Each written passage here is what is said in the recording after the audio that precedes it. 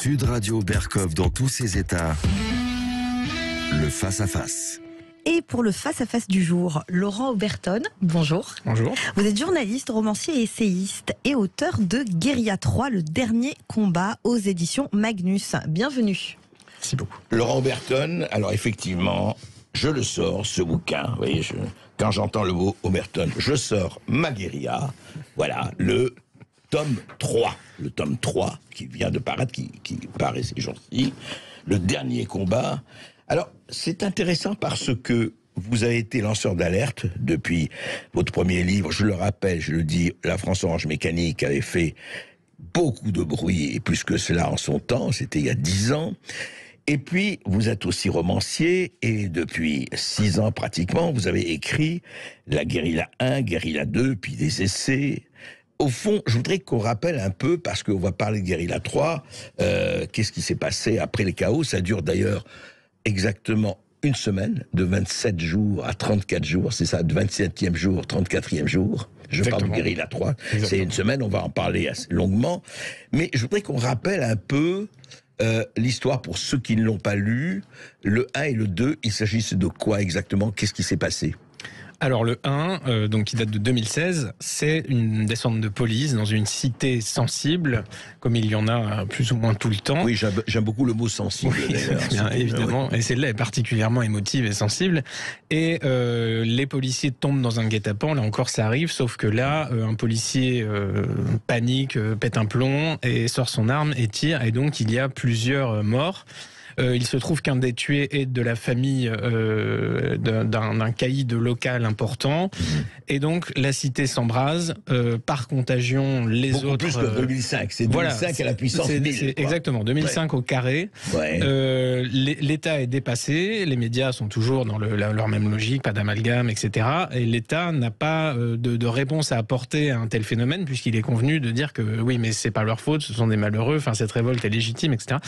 Et donc, en 3 jours, l'État s'effondre et voilà, c'est le chaos. Et donc, la 2019, c'est Guérilla 2, et là, pour le coup, c'est la survie, puisque l'État n'est plus là, puisque la chacun France s'est effondrée, enfin, l'État s'est effondré. Il n'y a plus rien qui fonctionne, c'est un peu comme maintenant, mais encore une fois au carré.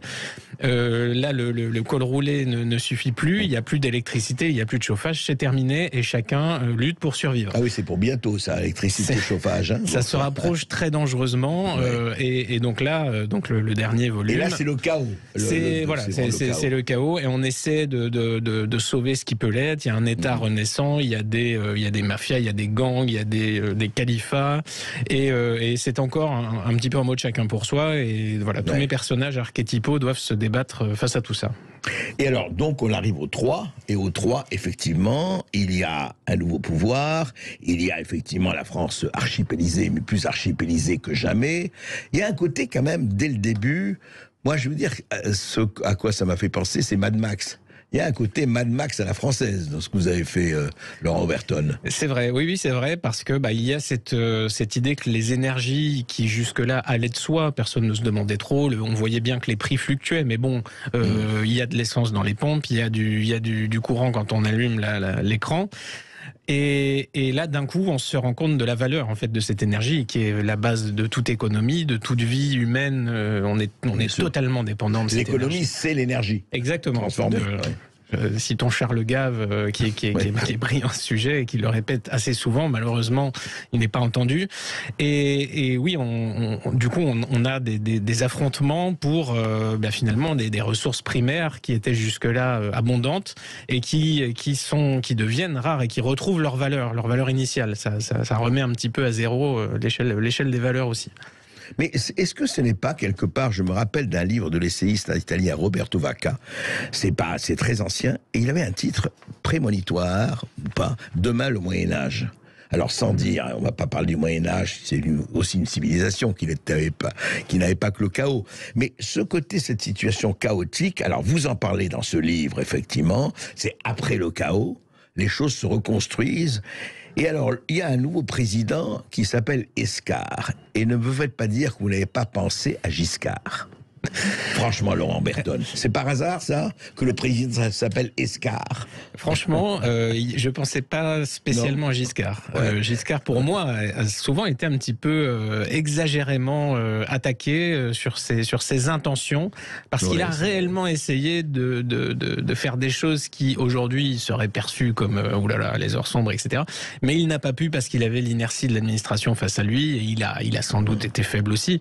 Mais ça n'a pas été le pire. Giscard, peut-être à ce moment-là, certains pensaient que c'était le pire, mais derrière lui, il y a quand même eu du très très haut niveau. Alors ce président Escar, donc il dirige avec les vigilants d'un côté, les liquidateurs, enfin montrer un peu. Alors, mais c'est vraiment le régime qui naît après ce chaos, le politiquement correct dans sa splendeur, le woke dans sa splendeur, l'intégrisme, les communautarismes dans leur splendeur, si l'on veut bien.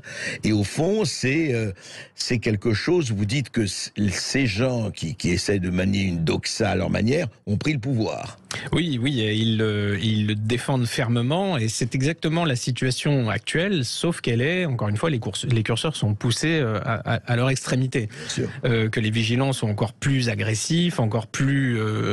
ils se dévorent entre eux, mais ça on le voit déjà, hein. Les justiciers sociaux passent leur temps à se chercher à qui sera le plus pur, et à accuser, on voit bien entre la NUPS, les écolos qui s'entre-massacrent à longueur de temps parce qu'ils ne seraient pas assez idéologiquement parfaits. C'est extraordinaire d'ailleurs, à chaque fois, tu n'es pas assez pur, donc il faut te condamner, quoi. C'est Robespierre et compagnie. Enfin, ils sont très agressifs entre eux, puisqu'ils se prennent des parts de marché, et puisque ils sont réceptifs aussi à ces excommunications. Il y a des personnages dans le livre, par exemple Marcel, le pilier de comptoir, qui est réceptif à rien.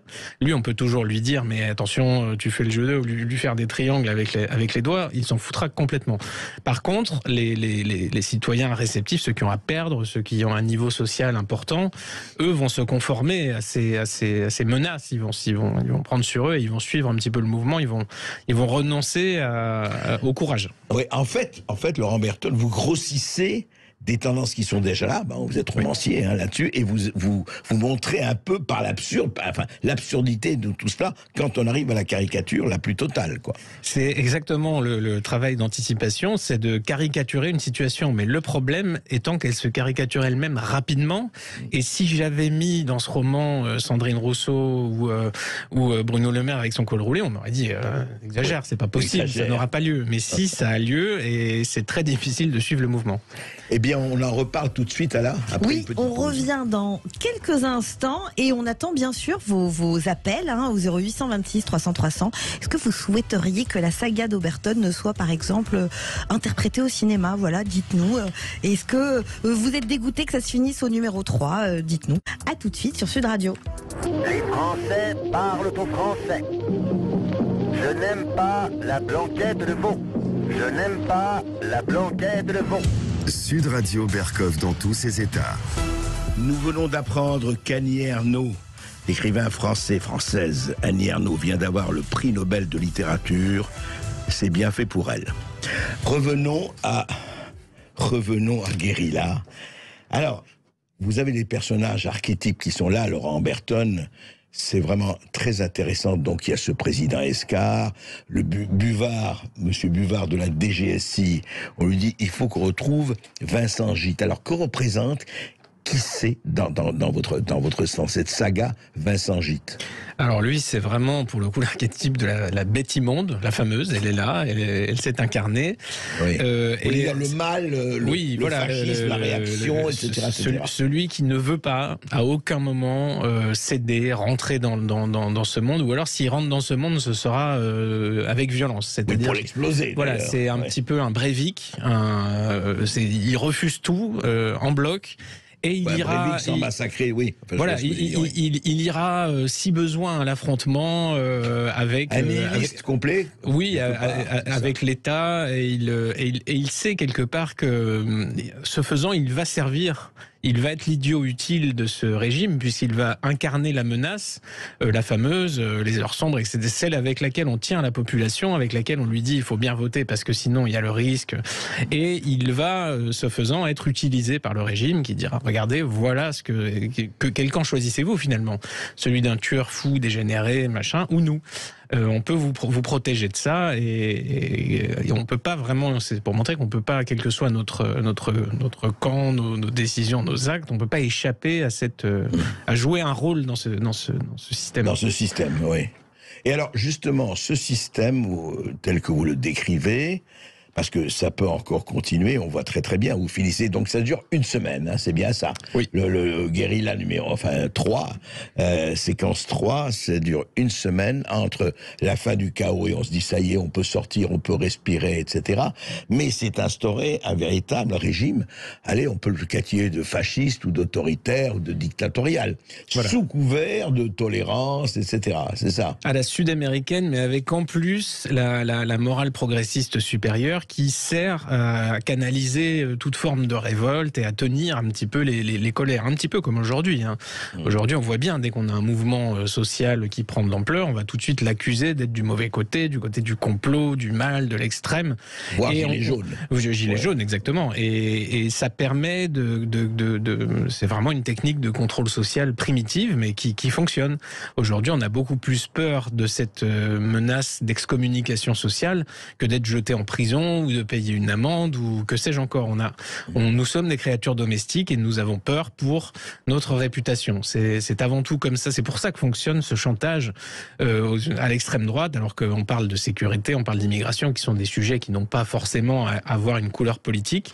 Rappelez-vous Georges Marchais, secrétaire général du Parti communiste français, il y a 40 ans, qui demandait, je rappelle pour les auditeurs qui ne s'en rappellent pas ou qui ne l'ont pas connu, qui demandait l'interdiction absolue, totale, immédiate de l'immigration clandestine comme de l'immigration régulière. Georges Marchais. Premier, voilà. Et quand quelqu'un aujourd'hui vous accuse d'être d'extrême droite ou de faire le jeu de l'extrême droite, demandez-lui de définir ce qu'il entend par extrême droite. Pourquoi extrême droite? Pourquoi Marine Le Pen serait d'extrême droite? Il a souvent énormément de peine à le faire. Il va dire parce que contre l'immigration, pour la sécurité, oui très bien. Enfin, beaucoup de gens dans ce pays le sont et ils sont pas extrémistes. Donc vous dites ce régime, voilà, il est effectivement, il a un discours moralisateur, vertueux, etc. Et au fond, simplement, la grande différence, c'est qu'aujourd'hui en France, faut le dire, on n'est pas dans la situation de guérilla, encore, peut-être, j'espère qu'on ne le sera jamais, mais on ne sait pas. Mais en même temps, ils sont encore aujourd'hui dans leur zone de confort. Vous, vos personnages ont été obligés de sortir de leur zone de confort, vu l'état de dégradation et d'effondrement de la situation. Alors c'est une réflexion qu'on me fait souvent de dire pourquoi les Français ne se révoltent pas, ne tapent pas du poing sur la table, parce que ils ont encore des choses à défendre. Ils ont une situation, ils ont ce qu'on disait tout à l'heure, ils ont l'alimentation, ils ont l'abondance de manière relative évidemment. Mais si moi je pousse la situation et je montre que quand ils n'ont vraiment plus rien, que la situation est retombée à un degré zéro, eh bien les choses tournent très mal pour tout le monde. Et dès que quelqu'un parviendra à incarner une forme d'ordre, de retour, d'une distribution minimum, même avec un système de rationnement, eh bien, le citoyen domestique sera ravi de se précipiter derrière ce nouveau maître qui va régir sa vie à sa place. Malheureusement, le trait le plus préoccupant aujourd'hui de nos populations modernes, c'est cette attente, c'est cet état de domestication, l'espoir qu'on fasse à notre place et qu'on continue à être dépossédé de nos responsabilités. Est-ce que c'est un peu l'Amérique du Sud, mais est-ce que ce n'est pas aussi et surtout un certain modèle à la chinoise ? Bon point, mauvais point, crédit social, etc. Le contrôle social, alors pour le coup, l'actualité m'a pas mal aidé parce que j'ai écrit ce livre cette année. Forcément, on avait les QR codes, on avait les vigilants, on avait les dénonciateurs. On a eu tout ça à la fois. On a maintenant l'énergie. Le Covid vous a influencé quand même. Clairement, c'était, je le dis encore une fois, notre époque, pour qui veut écrire ce genre de livre d'anticipation, est du pain béni puisque c'est visible. Tout nous crie cet état d'esprit incroyable de nos contemporains qui veulent se faire agents même de ce contrôle social. Ils en redemandent, ils veulent encore plus de passes et de machins et de contrôle des autres aussi. Donc c'est un état d'esprit qui fait tout ça. C'est souvent ce que je dis aussi. Le mal n'est pas dans le gouvernement, dans tel homme politique, dans tel responsable. Le mal est dans ceux qui exigent cette situation, qui ne veulent surtout pas y renoncer. Veulent de l'ordre, qui veulent, voilà, quitte à ce que ça aille beaucoup plus loin, et l'ordre à la chinoise, je pense, en fait rêver certains. Mais vous savez, beaucoup de Français ne sont pas d'accord avec ça. Enfin, heureusement. Ils ne le sont pas, mais ils sont quand même relativement discrets, puisqu'on a beau dire ils sont réfractaires, effectivement, alors ils gueulent, ils râlent, ils manifestent, ils sont comme Marcel au comptoir, il faut foutre en l'air, il n'y a rien qui va, mais concrètement, il n'y a pas vraiment d'organisation en réaction à ce qui se passe. Et alors, cette espèce de... Et justement, vous décrivez cet état, et c'est vrai que c'est vrai que ce qui est frappant quand on lit Guérilla et les 3 tomes, et celui-là, le 3, c'est qu'au fond, et on ne se rend pas compte parce qu'on est là, regardez, studio, l'électricité est là, tout est là, tout va bien, mais la barbarie, elle peut ne pas être loin. La barbarie est voisine, la barbarie peut frapper à la porte à un moment donné. D'ailleurs, vous noterez que ce que s'efforce avant tout de maintenir le régime, ce sont les médias. Alors, je ne pense pas qu'ils maintiendront le vôtre en priorité, mais dans ce livre, les médias sont préservés, parce qu'il faut absolument que le conditionnement, que le message politique, que le rapport au maître demeure. Et oui, la barbarie est très proche, et on l'a vu, on peut y assister quand il suffit de couper le courant dans une grande ville, il suffit d'une grève de la police, et vous aurez des scènes de chaos, d'émeutes, et là, les instincts primaires seront complètement libérés, et ce sera du chacun pour soi, parce que c'est déjà le cas. La société étant atomisée, fractionnée en multi-communautés, groupes d'intérêt, pour certains très violents, évidemment, ça ne va pas bien se passer, ça ne peut pas bien se passer. Et effectivement, on espère que ça ne se passera pas comme ça, mais on ne peut pas vraiment prévoir. En tout cas, on va en parler avec les auditeurs et Laurent Berton. Guérilla 3, le retour. On revient tout de suite après une petite page de pub. Ici Sud Radio. Les Français parlent au français. Les carottes sont cuites. Les carottes sont cuites. Sud Radio Berkov dans tous ses états. Et les Français parlent au français, c'est dans les deux sens, auditeurs de Sud Radio, résistants de Sud Radio. N'oubliez pas, on attend vos appels au 0826 300 300 sur le nouveau livre de Laurent Berton, sur tout ce dont on a parlé aujourd'hui, effectivement, Calac et compagnie, et ça me rappelle cette merveilleuse phrase de Bertolt Brecht à propos de Calac, c'est quand des habitants maugrés contre le pouvoir excédé, décida de dissoudre le peuple et d'en élire un autre. Voilà. Est-ce qu'on va arriver à là, Laurent Berton? Est-ce qu'effectivement, on est dans un processus de dissolution du peuple où il s'est déjà à peu près autodissous? C'est une très bonne question. C'est vrai que ce que je dis souvent, quelque part cet effondrement que je décris a déjà eu lieu. Puisque il y a le capital social est effondré, il n'y a plus de lien entre les Français, ils ne se voient plus de destinée commune, ils ne se projettent plus, il n'y a plus de paramètres transcendants. Donc tout ce qui est moteur d'une nation semble s'être gentiment éteint. L'incendie de Notre-Dame était tragiquement allégorique à ce sujet. On ne peut que regarder ça, la larme au coin de l'œil, mais on peut aussi se dire cette situation ne doit pas exister, ou en tout cas je dois au moins faire l'effort de m'y opposer pour mourir avec la conscience tranquille, de ne pas avoir au moins participé à cela. Et c'est aussi un message que j'essaie de faire passer. Oui, dans le livre, vous le faites passer, ce message. Bien sûr. On ne s'incline pas, on ne se résigne pas. Tant qu'on est là, on voit ce qui se passe, on est quand même assez nombreux, et il n'y a pas de raison qu'on continue, nous, à subir, et simplement à courir avec les autres et à faire comme si ça n'existait pas. Ouais. Et cette jeune fille qui apparaît à la fin, enfin la petite fille de la Guérilla, qui s'appelle aujourd'hui Guérilla, c'est un peu le symbole de ça.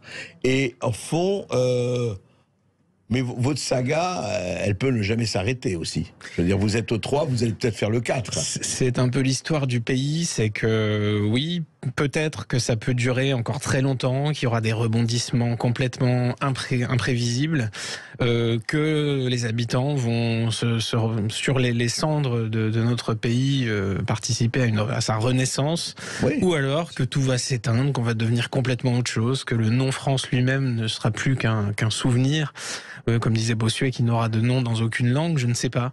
C'est très difficile. Moi, c'est pour ça que l'anticipation, c'est toujours un mot un peu grand pour moi, parce que je décris une situation qui existe déjà à mon sens, et j'ai beaucoup de mal à dire si elle peut arriver dans 3 ans, dans 30 ans, et ce qui se passera d'ici là. Bien sûr. Non, mais d'ailleurs, ça, c'est le romancier. Le romancier, c'est justement, il montre une situation qui est de la fiction au moment où elle paraît. Mais pourquoi elle a... D'ailleurs, vous avez fait chacun des livres, Guérilla 1 et Guérilla 2, comme d'ailleurs vos précédents livres, ont fait des scores remarquables du point de vue... Ah oui, enfin, ce sont mes meilleures ventes juste derrière la France Orange Mécanique. Ouais. Mais c'est un signe qu'il y a une demande, une attente, qu'il y a cette réalité parallèle qui est là, qui est partout, qui clignote dans le fait divers, dans tout ce qu'on dit, dans tous les sujets de société, les violences en milieu scolaire, hospitalier, etc., les problèmes d'assimilation, enfin tout ce qu'on entend partout. Cette réalité, elle est là. Mais simplement, elle n'accède pas à la représentation médiatique, universelle. Les très grands médias sont dans une autre logique. Oui, mais alors justement, vous parlez de très grands médias, vous disiez, mais enfin, est-ce que les réseaux sociaux n'ont pas quand même changé un peu le paysage de ce point de vue-là ? Il y a les réseaux parallèles. Avant, c'était sous le manteau, c'était bien plus, c'était autrement. Mais maintenant, c'était clandestin, les samizdat, c'était clandestin, enfin, les libelles, oui. Et là, il y a des moyens de faire circuler des informations alternatives, les réseaux sociaux. On peut se parler par des biais numériques, et on peut quelque part se conforter en se disant je suis pas tout seul avec ma situation, je suis pas seul face à mon écran à subir, il y en a d'autres comme moi, ils sont nombreux, on voit la même chose, tout va bien, je ne suis pas encore fou. Et on peut passer à l'étape supérieure, se dire que ce pouvoir médiatique, universitaire, avec ses légions d'experts, etc., peut-être qu'il se trompe, qu'il a des intérêts, que sa morale lui interdit de dire telle ou telle chose, d'admettre telle vérité. Et donc avancer vers une prise de conscience plus générale et peut-être un mouvement d'opinion qui peut créer un mouvement politique d'envergure. C'est ça. Et est-ce que franchement, oui, aujourd'hui, on ne va pas faire de politique fiction, c'est pas votre livre et c'est pas le cas, mais c'est vrai qu'on peut se poser des questions, et surtout on peut se poser des questions, et vous l'avez dit, c'est avec cette situation internationale très préoccupante, personne ne peut espérer que les gens ne savent pas comment manger, ou etc., le 15 du mois, que les frigos soient vides, etc., mais au fond, moi, ce qui me frappe justement, mais même dans le Guérilla 3, etc., vous décrivez des situations, alors évidemment, qui peuvent être caricaturales avec tel ou tel, et puis les lynchages, vous très inspiré par la Libération et les tondus de la Libération, Laurent Oberton. Exactement, oui. Ouais, ça vous a, par rapport à, oui, c'était des collabos, mais justement, tout change, les mots changent de sens et les sens changent de mots, c'est ça. Et au fond, vous allez, alors, je voudrais qu'on parle un peu, avant de prendre les auditeurs, je voudrais qu'on parle un peu de votre revue, Furia, justement, puisque on s'en est au 4e numéro, je crois, c'est ça ? Oui, voilà, le numéro 4 va sortir à la fin du mois. Ouais. Donc c'est un trimestriel, et il y en a 4 par an, donc. Et cette revue reprend les codes de l'humour sans limite, de l'insolence réelle. Et il se trouve qu'elle est évidemment aujourd'hui politiquement très incorrecte. Donc il y a Marceau, il y a Papacito, Laura Manier, Stéphane Edouard, Julien Rochdy et d'autres qui collaborent à ce projet. Et le but est d'être partout dans les kiosques, de montrer justement que cette réalité, cette vision réellement divergente, elle est là, elle existe, elle est insolente, elle est drôle justement parce qu'elle est insolente, elle est réellement insolente. Et je pense que ça fait beaucoup de bien à nos contemporains qui justement ont les yeux ouverts, on en marre d'étouffer de politiquement correct, il faut pas dire ça, il faut pas penser ça, on peut pas. Et là on montre que si, on peut le faire.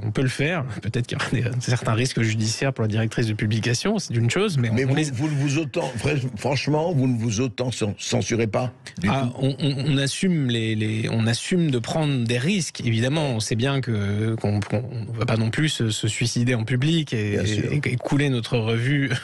Donc on pousse le curseur très très loin sur des sujets justement qui sont je ne sais pas pourquoi, qui sont quasiment sacrés aujourd'hui. Moi je parle d'insécurité, on parle sans aucune retenue d'immigration, de nos hommes politiques et de leur fabuleuse gestion. On parle de culture, on essaie on s'interdit aucun sujet et ça marche de manière exceptionnelle. On ne pensait pas avoir un tel niveau à ce point, un tel nombre de lecteurs. Vous êtes en kiosque, on peut vous trouver en kiosque. En kiosque, sur abonnement, lafuria.fr, c'est encore mieux, mais sinon vous avez les kiosques et on est très très bien mis en avant puisqu'on a tant d'abonnés, ça nous permet justement d'avoir cette force de frappe dans les kiosques et de constituer un média contrepoids. Il en existe et j'espère qu'il y en aura de plus en plus. Une bonne plateforme, c'est toujours bon à prendre. Ala, est-ce que nous avons des auditeurs? Oui, on accueille Jean-Paul de Draguignan. Bonjour Jean-Paul. Bonjour Jean-Paul. Oui. Bonjour André, bonjour Monsieur Overton. J'aurais une question, Monsieur Overton. Est-ce que vous ne pensez pas que toutes ces divisions qui sont créées dans notre pays, parce que nous n'avons plus affaire à des hommes et des femmes politiques qui nous gouvernent, qui cherchent à rassembler, mais on a l'impression qu'ils ne cherchent qu'à diviser, à déstructurer, et ne pensez-vous pas que tout cela, petit à petit, va faire que les Français ne pourront plus descendre manifester dans la rue, par exemple, pour une cohérence, mais pour un affrontement. On peut voir notamment le monsieur dont j'ai oublié le nom, qui était invité par André à prendre la parole au début de l'émission, qui disait qu'il y avait des manifestations, par exemple, contre les migrants, et que derrière, il y avait une contre-manifestation. Oui, tout à fait. C'est pour un Calac. C'est un Calac, oui. Voilà. Et tout cela, moi, on a toutes les divisions qui sont créées par le wokisme, qui sont créées par la France islamiste, qui sont créées de toutes parts. L'école, il n'y a plus rien qui tienne dans ce pays. Donc je fais partie de ces Français maintenant qui ont pris de l'âge, je suis grand-père aussi, et je suis très inquiet pour l'avenir de ce pays, pour lequel j'ai travaillé toute ma vie pour l'avenir de mes enfants et de mes petits-enfants. Est-ce qu'il va falloir descendre dans la rue et se battre à un moment donné? Laurent Berton. Très intéressante remarque sur l'État aujourd'hui est une machine à distribuer des privilèges.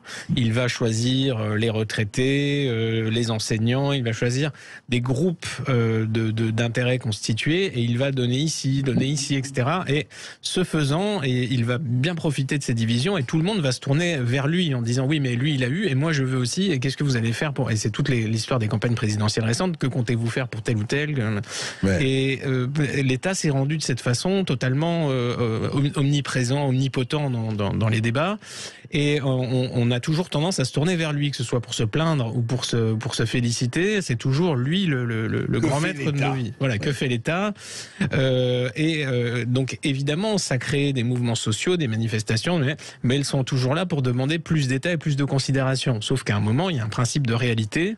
On a une dette qui est énorme et qui cette année va enfin, je sais pas où. Des milliers de milliards d'euros. J'ai peur de voir les chiffres à la fin de l'année parce que là, c'est terrifiant. On voit que. Alors, Bruno Le Maire disait qu'on était à 1 euro près, mais j'aimerais. Après avoir dit qu'on est mieux que les 30 Glorieuses il y a quelques mois. J'aimerais avoir les mêmes possibilités de gestion de mes économies, mais l'État n'en finit plus d'exploser tous les records de dette et à un moment ça va coûter très cher, donc il y aura des cessations de paiement massives et là tous ceux qui dépendent de l'État ils sont immensément nombreux. Que va-t-il se passer? Donc évidemment, je partage complètement cette crainte d'avoir des situations de retour, même bien plus qu'au Moyen-Âge, au Paléolithique. J'espère qu'on n'arrivera pas là, aux cavernes, mais qui sait Allah. On va revenir dans quelques instants, juste après une petite page de pub, avec notre invité Laurent Overton, journaliste, romancier, essayiste et auteur de Guérilla 3, le dernier combat aux éditions Magnus. On attend vos appels, 826 300 300. Sud Radio, les clés de Sud Radio. Jacques Bercoff dans tous ses états. Moi, je suis très frappé. Se faire plaisir. Ici Sud Radio. Les Français parlent au français. Je n'aime pas la blanquette de veau. Je n'aime pas la blanquette de veau. Sud Radio Berkov dans tous ses états. Alors, à la Okili, qu'est-ce que les Français ont à dire aux Français? Loïc de Lourdes pour nous dire ce que les Français ont à dire aux Français. Bonjour Loïc. Bonjour Loïc. Oui, bonjour André, bonjour à votre invité. Désolé, je n'ai pas retenu le prénom. Laurent Oberton. Oui. Laurent. Bonjour Laurent, pardon. Bonjour.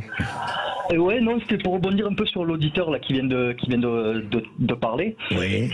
Mais en fait, moi, ça me paraît très clair ce qui s'est passé. En fait, bon, diviser pour mieux régner, j'apprends pas ça à Laurent, j'imagine. Et ensuite, pourquoi il y a eu cette ouverture des frontières autant, en fait? D'après moi, c'est pour perdre l'identité du pays. Comme ça, les gens ne se révoltent plus, les gens ne se rassemblent plus. Et ça marche très bien. Ça fait quelques années qu'ils le font, en fait, tout simplement. Et voilà, voilà pourquoi les gens ne se rassemblent plus, quoi. Il y a eu un peu les gilets jaunes où les gens ont voulu se rassembler. Bon, ils ont vite coupé les pattes. Mais après, avec cette ouverture des frontières et autant perdre l'identité du pays, les gens n'ont plus aucune solidarité, quoi. Alors, est-ce que c'est, Loïc, Laurent Berton, il y a cette perte d'identité? Là, on est dans la dissolution physique que du peuple. Et alors, moi, j'avais pas mal réfléchi à ça, notamment avec La France interdite, un livre précédent, sur la notion de capital social. Et effectivement, des chercheurs, pour le coup... C'est quoi le capital social? Alors, c'est le lien de confiance qui unit les citoyens les uns aux autres. Pourquoi, si on perd notre portefeuille, est-ce qu'on va nous le ramasser? Est-ce qu'on se met à la place suffisamment de notre contemporain? C'est ce qui permet finalement la vie en société élémentaire, le civisme de base, voilà. Et un chercheur qui s'appelle Putnam, qui est un sociologue, qui est de gauche, donc il a une immunité quand même assez importante, a fait une étude très poussée là-dessus, en montrant qu'à chaque fois qu'on mettait de la diversité, plus il y avait de diversité au sein d'une population, plus ce capital social s'effritait et s'effondrait. Non seulement les gens ne se faisaient plus confiance entre eux, entre groupes communautaires, mais aussi au sein de leur propre groupe. Ils se méfiaient de la police, des médias, ils se méfiaient d'absolument tout, ils se repliaient en quelque sorte sur eux-mêmes. Et ça devenait très vite chacun pour soi. Et c'est un petit peu la chose à laquelle on assiste aujourd'hui. Plus les villes sont hétérogènes, plus ce phénomène est frappant. On a des gens qui se font massacrer, les autres qui passent à côté, qui regardent leur montre. Et c'est évident que quand on le fait à l'échelle d'une nation, on brise complètement la cohésion populaire qui pourrait représenter un danger justement pour les dirigeants. Puisque s'il y avait une forte cohésion, que le peuple tapait réellement du poing sur la table, on sait très bien que l'État se rangerait à leurs idées. Et c'est pour ça l'immigration n'a jamais été voulue, cette immigration de quantité qu'on subit depuis des décennies n'a jamais été voulue ni souhaitée par le peuple, elle est toujours imposée. L'insécurité, c'est exactement la même chose. La non-application de la loi, ce qui est censé légitimer l'État au départ, ça n'a jamais lieu. Et le citoyen ne peut que subir cette situation pour l'instant. Voilà. Claude de Perpignan. Bonjour Claude. Bonjour Claude. Oui, bonjour André, bonjour Laurent Oberton. Je veux dire que je partage les analyses de Laurent Oberton depuis très longtemps. Et non, moi je voudrais sa réaction parce que j'avais un coup de gueule à pousser par l'intermédiaire d'André Berkov. J'ai entendu ce matin que les 3 policiers qui ont été confrontés à un refus d'obtempérer, qui ont été confrontés à des menaces automobiles, à des tirs, etc., ont été évidemment entendus par les bœufs carottes parce qu'une jeune femme qui était dans la voiture est décédée et qu'ils étaient sortis de garde à vue ce matin. Mais moi, je suis sidéré qu'ils aient pu être mis en garde à vue. Ces policiers, ils ont fait leur boulot, ils étaient menacés, agressés, on leur a tiré dessus, ils défendent la société, c'est-à-dire nous, les gens honnêtes, et on les fout en garde à vue parce qu'il y a une passagère d'un truand qui est décédée. C'est scandaleux. Laurent Oberton. C'est l'individu, le truand en question était sous le coup d'une obligation de quitter le territoire. Il a déjà menacé des policiers avec une arme à feu. Je crois même qu'il avait déjà tiré sur des policiers. Et il est là. Et il était là. Il a pu faire ce qu'il a fait. Il aurait pu tuer un flic, un passant. Donc évidemment, c'est un scandale permanent. Et les policiers sont bien obligés de faire face à ce genre de situation. Ils sont bien obligés un type qui roule n'importe comment dans une voiture volée. À un moment, il faudra essayer de l'interpeller quand même. Ou au moins de faire semblant. Combien de femmes, d'enfants renversés, d'hommes ça arrive tout le temps. Et enfin, là, juste un mot mot là-dessus. Hier, le procès d'appel d'un des fournisseurs de Cherfi, l'assassin de Xavier Jugelet, a été jugé hier. Il avait été en première instance condamné pour complicité d'actes terroristes. Ouais. Et là, cette fois-ci, il a toujours été condamné, mais le caractère terroriste n'a pas été retenu. Alors l'arrêt est complètement fou puisqu'il est reconnu coupable, il est reconnu avoir eu connaissance du projet criminel de Cherfi, donc il savait qu'il allait s'en prendre à des policiers. Ah oui. Xavier Jugelet avait été abattu dans son fourgon et donc son complice qui lui a aidé à se procurer une arme savait qu'il allait s'en prendre à des policiers, mais il ne savait pas, a priori, d'après l'arrêt rendu par la justice, qu'il était radicalisé. C'est-à-dire, il allait juste tuer des flics, mais sans penser à mal, en quelque sorte. C'était pas plus terroriste que ça. Donc c'est quand on a ce genre de jugement qui tombe, on est désespéré pour les policiers. Ouais, c'est vrai qu'il y a de quoi vraiment se poser des questions. Finalement, le syndicat Alliance, quand le syndicat Alliance a fait sa sortie en disant que le seul problème de la police c'était la justice, bon, c'était excessif, mais c'était peut-être pas complètement faux. Pas complètement faux, ça c'est sûr. C'est clair. Allah. Marianne de Crosne. Bonjour Marianne. Bonjour Marianne. Oui, bonjour monsieur. Bonjour Marianne. On vous écoute. Je viens d'entendre le sujet de l'émission là. Et je trouve que la dissolution du peuple, le gouvernement tente de la faire déjà, d'une part, par la dissolution de l'Assemblée qu'il veut provoquer, si jamais on ne vote pas dans son sens. C'est-à-dire la réforme des retraites. En extrapolant un petit peu la réforme des retraites, tout ça pour favoriser, financer, en quelque sorte, je pense, peut-être, l'immigration. Ce sont des gens qui ne travaillent pas, donc il faudra bien les financer d'une façon ou d'une autre, et avec leurs impôts sur le revenu, financer les différents déficits économiques auxquels la France fait face. Parce que là, on va carrément dans le chaos. Il y a des chauffeurs de bus qui sont en manque, les instituteurs, professeurs des écoles, la police se fait agresser, la magistrature ne suit pas parce qu'elle est plus politique que pour les Français, je trouve. Donc là, Macron, je trouve, le gouvernement, sans désigner quelqu'un en particulier, pratique une sorte d'islam, de dictature, de despotisme. De politique de la terre brûlée, peut-être plutôt, oui, je veux dire. Oui, je comprends ce que vous voulez dire, Marianne. Vous vous demandez, effectivement, pour qui ils travaillent et qui ils ont envie de dissoudre. Alors là, c'est la dissolution de l'Assemblée, c'est autre chose. Ça, c'est la pression que Macron et son gouvernement veut mettre aux députés en disant attention, si vous ne votez pas bien. Mais ça revient toujours au maire de Callac. On revient toujours, en fait, Laurent Berton, à la même chose. Si vous ne votez pas bien, si vous ne vous conduisez pas bien, ça va être pan cul. C'est le principe élémentaire de la démocratie, c'est qu'on demande aux gens leur avis s'ils sont d'une autre. Ça, c'est très important. Et concernant l'immigration et l'endettement, alors je rappelle qu'un des arguments massus des immigrationnistes a toujours été ils vont payer nos retraites. Ça fait quand même pas mal de millions d'immigrés qui sont entrés dans ce pays et des retraites qui sont de moins en moins payables. Donc on se demande un petit peu ce qui se passe. Et encore une fois, où va l'argent ? Et c'est de la même manière, les emplois en souffrance, ça n'a jamais été réglé. On nous a toujours dit, ils vont faire les boulots dont les Français ne veulent pas. Toujours, les mêmes secteurs sont toujours en souffrance et en recherche de main-d'œuvre, et elle n'est toujours pas là. Donc il y a quelque chose qui disparaît quelque part. Oui, et c'est vrai que on a l'impression que c'est un serpent qui se mord la queue, et on parle de ça depuis des décennies, et rien ne bouge, et malheureusement, on le souhaite pas, on souhaite que Guérilla reste une fiction, mais on peut se poser la question. Vous aussi, d'ailleurs, vous souhaitez que Guérilla reste une fiction, Laurent Berton. C'est un livre qui est écrit pour conjurer le sort, et je serais très heureux, justement, qu'il initie un sursaut, une sorte de réaction, et qu'on évite, évidemment, d'en arriver là. Merci. Merci de nous avoir suivis. Donc, nous étions avec Laurent Berton, journaliste, romancier, essayiste, auteur de Guérilla 3, le dernier combat aux éditions Magnus. On espère vous recevoir pour un Guérilla 4. Je sais pas, Ou déjà. autre chose. Au moins. Si l'actualité me laisse le temps d'écrire encore un livre, ce sera déjà pas mal. On l'espère. André Berkoff, nous recevons demain, vous recevez plutôt avec Céline Alonso, Claude Lelouch, le réalisateur, qui célébrera ses 85 ans lors d'un événement exceptionnel, un spectacle symphonique dont vous allez parler demain.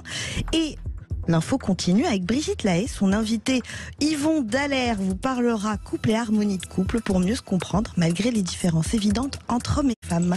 À demain.